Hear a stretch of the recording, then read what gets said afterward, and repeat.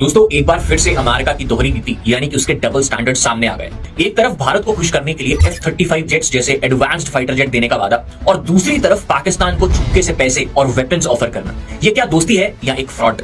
दोस्त को मिसाइल्स और हमें मुस्कान। एक दोस्त को मिसाइल्स देना और दूसरे को सिर्फ मुस्कुराहट भारत अब ये नहीं बर्दाश्त करेगा। लगभग $400 मिलियन और to be precise $397 million approve कर दिए। ये वही यूएस सप्लाइड F-16 है जो पाकिस्तान ने 2019 बालाकोट एयर स्ट्राइक एपिसोड के दौरान भारत के खिलाफ इस्तेमाल किया था, जो कि एंड यूज अग्रीमेंट की ओपन वायलेशन थी। उस वक्त पाकिस्तान ने अपने F-16 जेट से इंडिया के खिलाफ हमला किया, डिस्पाइट यूएसए को एश्योरेंसेस दिए कि ये सिर्फ टेररिस्ट के खिलाफ इस्तेमाल हो गया। क्या यूएस ने पाकिस्तान को इसके लिए जिम्मेदार ठहराया? नहीं। यूएस ने बार बार दिखाया कि उस पर पूरी तरह भरोसा नहीं किया जा सकता। ये कैसा फ्रेंड है जो दोस्ती का दावा करता है पर पीठ पीछे छुरा घूमता है? भारतीय हमें हमेशा ये बताते आए हैं कि एक बार ट्रंप आ जाएगा तो पाकिस्तान की बैंड बजा देगा और हम भारतीयों को जमीन से उठाकर आसमान पर ले जाएगा। लेकिन ट्रंप ने आते ही क्या किया? अमेरिका के ऊपर ड्यूटीज लगाने का ऐलान किया और ये कहा कि अगर तुम हमारे साथ ड्यूटी वाला मामला तय करते हो तो सबसे पहले हमारी प्रोडक्ट्स पर ड्यूटी खत्म करो, फिर हम तुम्हारे ऊपर पाबंदियां हटाएंगे।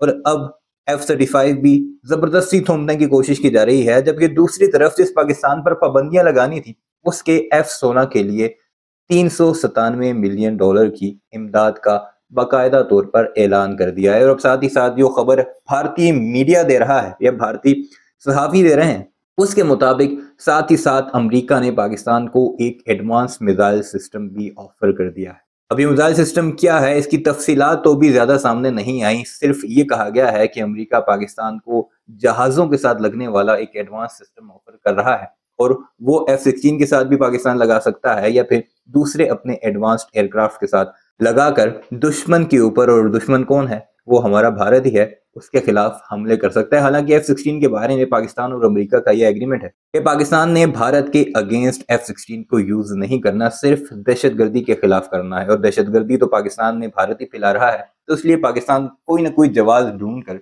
भारत के खिलाफ उसे यूज करता है। और ये जो अभिनंदन वाला वाकया हुआ था उसमें भारतीयों ने ये क्लेम किया था कि F-16 हमने या अभिनंदन ने अपने मिग तैयारे के साथ गिराया था, जबकि खुद अमेरिका की F-16 बनाने वाली कंपनी ने पाकिस्तान का दौरा करके बाकायदा तौर पर वो पूरे तैयारे गिने भी थे। बहरहाल अब क्या कुछ चल रहा है हमारे पड़ोस में, भारतीय क्या कुछ कह रहे हैं इस सारे मामले को लेकर कि अमेरिका पाकिस्तान को मिसाइल फराहम कर रहा है और हमें सिर्फ मुस्कुराहट। यह है पूरी कहानी, इस वीडियो में मुलाहिजा कीजिएगा और कमेंट सेक्शन में अपनी राय का इजहार जरूर कीजिएगा और चैनल को भी सब्सक्राइब करना मत भूलिए। दोस्तों एक बार फिर से अमेरिका की दोहरी नीति यानी कि उसके डबल स्टैंडर्ड सामने आ गए। एक तरफ भारत को खुश करने के लिए F-35 जेट्स जैसे एडवांस्ड फाइटर जेट देने का वादा और दूसरी तरफ पाकिस्तान को चुपके से पैसे और वेपन्स ऑफर करना। ये क्या दोस्ती है या एक fraud? On one hand USA ने इंडिया को state of the art F-35 lightning II offer किया, but on the other hand उसने पाकिस्तान के F-16 फाइटर फ्लीट को फंड करने के लिए लगभग $400 मिलियन और to be precise $397 million approve कर दिए। ये वही यूएस सप्लाइड F-16 है जो पाकिस्तान ने 2019 बालाकोट एयर स्ट्राइक एपिसोड के दौरान भारत के खिलाफ इस्तेमाल किया, जो कि एंड यूज अग्रीमेंट की ओपन वायलेशन थी। उस वक्त पाकिस्तान ने अपने F-16 जेट से इंडिया के खिलाफ हमला किया, डिस्पाइट यूएसए को एश्योरेंसेस दिए कि ये सिर्फ टेररिस्ट के खिलाफ इस्तेमाल हो गया। क्या यूएस ने पाकिस्तान को इसके लिए जिम्मेदार ठहराया?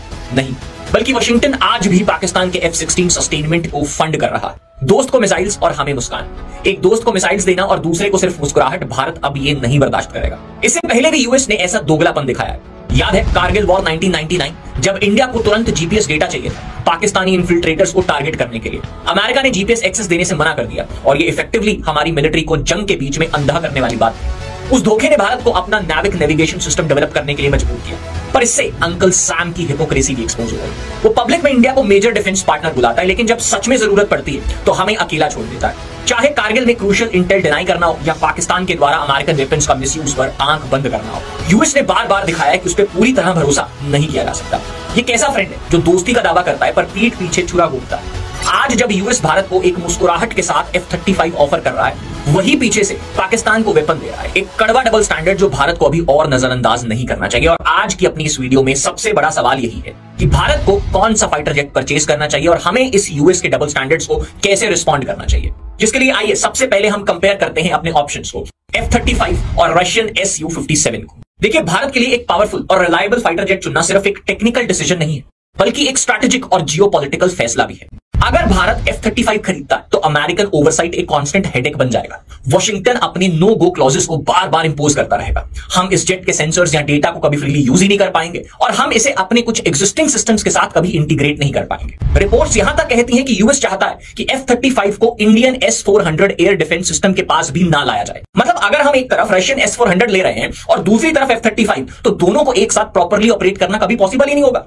और आज के जमाने में जहां वॉरफेयर सिस्टम पूरी तरह से डेवलप हो चुका है, आप ये एक्सपेक्ट कर रहे हैं कि हम दो सिस्टम्स को अलग अलग यूज करके उस लड़ाई को जीतेंगे, जहां पे कोऑर्डिनेशन दो सिस्टम्स के बीच में आ ही नहीं पाएगा। That will be a biggest challenge for India. अब इसके बाद F-35 के साथ एक और बड़ा जियोपॉलिटिकल रिस्क आता है। वो ये है कि यूएस किसी भी वक्त अपनी टर्म्स को बदल सकता है। आप बोलेंगे कि ऐसा होगा, उसने ये कर दिया है। हमने देखा है कि टर्की के साथ क्या हुआ। उन्होंने रशिया से S-400 लिया तो यूएस ने उनका F-35 डील कैंसिल कर दिया। अगर मान लो कल भारत किसी स्ट्रैटेजिक डिसीजन पर यूएस की मर्जी के अगेंस्ट गया, तो क्या गारंटी है कि अमेरिका हमारे जेट्स का सपोर्ट सस्पेंड नहीं करेगा? सोचिए, अगर कल भारत किसी मिलिट्री क्राइसिस में फंसे और यूएस ने स्पेयर पार्ट्स या सॉफ्टवेयर अपडेट्स रोक दिए, तो क्या होगा? F-35 एक हाईटेक जेट है, लेकिन अगर ये ग्राउंडेड हो गया तो इसका कोई फायदा ही नहीं है। मतलब शाइनी फाइटर प्लेन्स होंगे, लेकिन अगर यूएस ने स्पेयर पार्ट्स देना बंद कर दिया तो वो सिर्फ म्यूजियम में देखने लायक रह जाएंगे।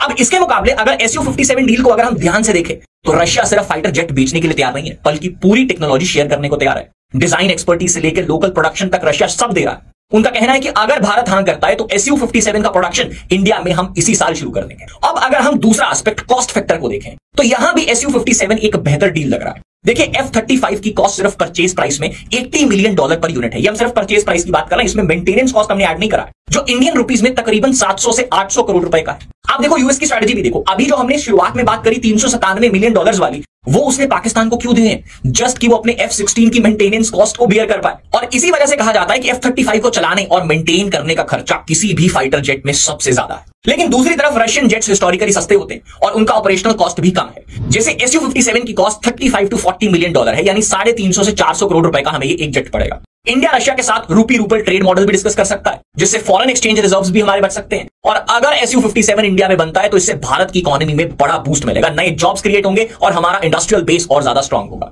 ये मोदी जी के मेक इन इंडिया और आत्मनिर्भर भारत विजन के साथ परफेक्टली अलाइन करता है। देखिए, स्ट्रेटेजिकली भी अगर हम देखें तो Su-57 लेना एक और बड़ा एडवांटेज देता है, वो है डाइवर्सिफिकेशन का। भारत की डिफेंस स्ट्रेटेजी हमेशा से मल्टी सोर्स रही है। हम सिर्फ एक कंट्री के वेपन सिस्टम्स पर डिपेंडेंट नहीं होते। अगर हम F-35 ले लेते हैं तो हमारी एयरफोर्स का एक बड़ा हिस्सा अमेरिकन इकोसिस्टम में आ जाएगा, जो जियोपॉलिटिकली ब्लैकमेल का एक बड़ा रिस्क बन सकता है। हमें यह भी नहीं भूलना चाहिए कि रशिया वो देश है जो हमारे साथ हर टफ टाइम में खड़ा रहा है। कारगिल वॉर हो, इमरजेंसी आर्म्स सप्लाई हो या क्रिटिकल टेक्नोलॉजी की शेयरिंग हो, रशिया ने कभी भी भारत को पॉलिटिकल प्रेशर में डालने की कोशिश नहीं की।